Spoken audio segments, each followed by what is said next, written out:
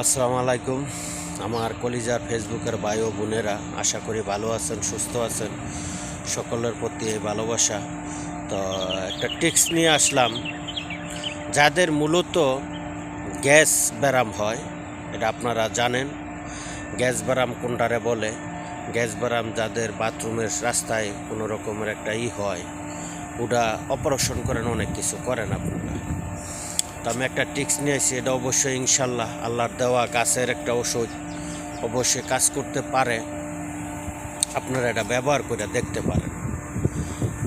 এই জিনিসটা আশা করি ইনশাল্লাহ 1 থেকে 3 বার যদি আপনারা ব্যবহার করেন, একবার ব্যবহার করলেই আপনারা রেজাল্ট পাইবেন।